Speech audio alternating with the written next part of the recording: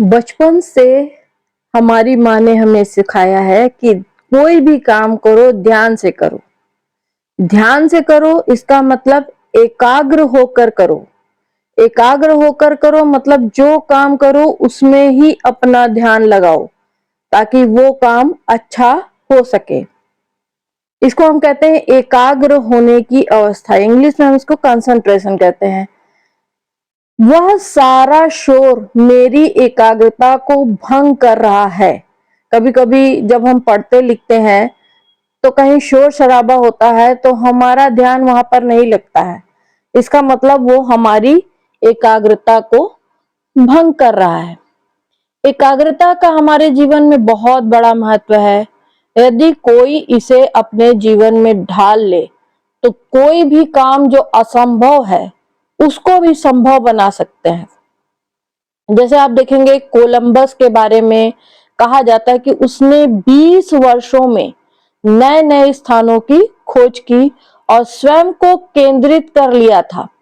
यही वजह है कि उसकी एकाग्रता ने विश्व के समक्ष नई दुनिया की खोज करने में उसे सक्षम पाया। हमेशा विद्यार्थियों की समस्या होती है कि जब भी वो कोई पाठ याद करना चाहते हैं तो उन्हें बड़ी चिंता होती है। वे सोचते हैं कि ये पाठ मुझे समझ में क्यों नहीं आ रहा है, ये पाठ मुझे याद क्यों नहीं आ रहा है, 2 ही लाइन मुझे याद क्यों नहीं हो रही है। इसका कारण है कि वह उसमें पूरा ध्यान नहीं लगाता है। व्यास जी का नाम आपने सुना होगा। व्यास जी ने महाभारत नामक ग्रंथ रचा और वो बहुत बड़े ऋषि थे। महाभारत नाम से उनके द्वारा जो ग्रंथ रचा गया तो इसमें संसार की हर बात पर विचार किया गया है। तो आपको पता है कि व्यास जी ने इसे लिखवाने के लिए गणेश जी को चुना। गणेश जी को क्यों चुना? और गणेश जी ने एक शर्त रखी कि आप बोलते रहिए, मैं लिखता रहूंगा, पर जब कोई बात मैं अच्छी तरह से समझ लूंगा और जब तक मुझे अच्छी तरह से नहीं समझ आएगी मैं नहीं लिखूंगा। नमस्ते, मैं शैलजा तिवारी अपने चैनल पर आपका हार्दिक स्वागत करती हूँ। आशा करती हूँ आप सब स्वस्थ और प्रसन्न होंगे। तो गणेश जी ने ये कहा कि जब तक मैं कुछ समझ नहीं लूंगा तब तक मैं नहीं लिखूंगा। ये बात भी ठीक है कि जब कोई चीज आपको समझ में ना आए तो आप कैसे लिख सकते हैं। व्यास जी के मन में ये विचार आया कि इतना बड़ा ग्रंथ और बीच बीच में अगर गणेश जी प्रश्न पूछेंगे तो कैसे ये ग्रंथ पूरा होगा। और ये जो रचना है पता नहीं कितने वर्षों में पूरी हो पाएगी और ये पुस्तक पूरी हो पाएगी।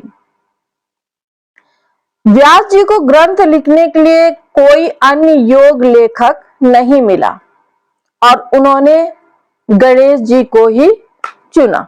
तो उन्होंने सोचा चलो बीच बीच में प्रश्न पूछेंगे और जो होगा देखा जाएगा। और उन्होंने महाभारत ग्रंथ लिखवाने के लिए गणेश जी को ही चुनने का निर्णय कर लिया। उन्होंने सोच लिया कि मैं जो लिखवाऊंगा वो गणेश जी से ही लिखवाऊंगा।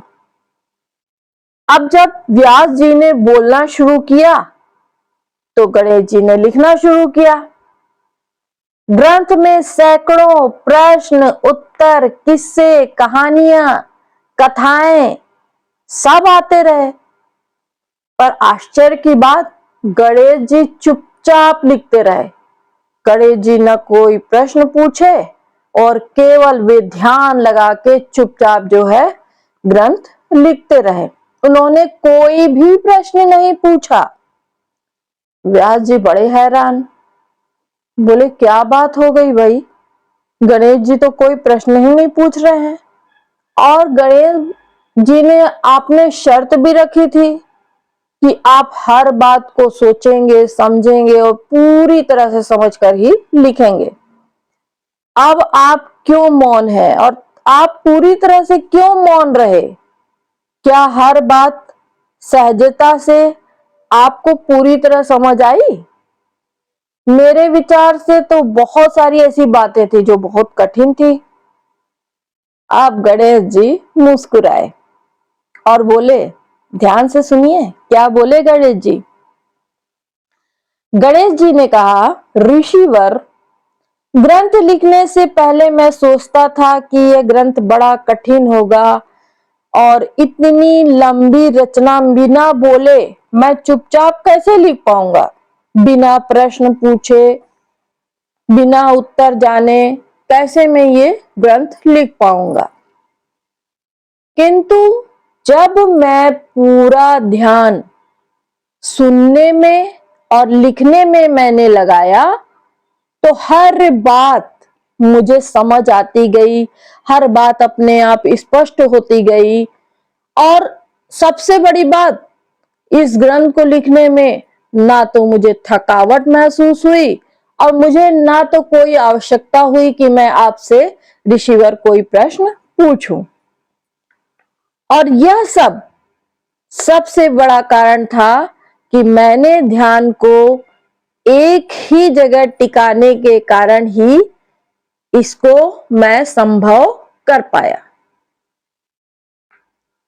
या मैंने पूरा ध्यान केवल पुस्तक लिखने में लगाया और मेरा ध्यान पूरा तरह पुस्तक लिखने में था। तो सबसे बड़ी बात गणेश जी ने बताई कि यदि आप अपना ध्यान पूरी तरह एक जगह टिका लेंगे तो आपको हर बात स्पष्ट हो जाएगी और हर कार्य, जो भी कार्य आप कर रहे हैं, वो बहुत अच्छी तरह से पूरा होगा। ध्यान को एक जगह टिकाना ही एकाग्रता है और एकाग्रता का गुण हर काम को सरल बना देता है और सबसे बड़ी बात, उस व्यक्ति को सफल बना देता है। और अगर आप एकाग्रता पूर्वक पढ़ाई करेंगे, अध्ययन करेंगे, स्टडी करेंगे तो आपको हर बात स्वयं समझ में आ जाएगी। अब ये चाहे आप पढ़ाई करें या कोई भी काम करें, बहुत सारे काम ऐसे हैं जिसे हमको समझना पड़ता है, सीखना पड़ता है। और आप इसको आजमा के देख लीजिए कि आपको कोई कठिनाई नहीं होगी।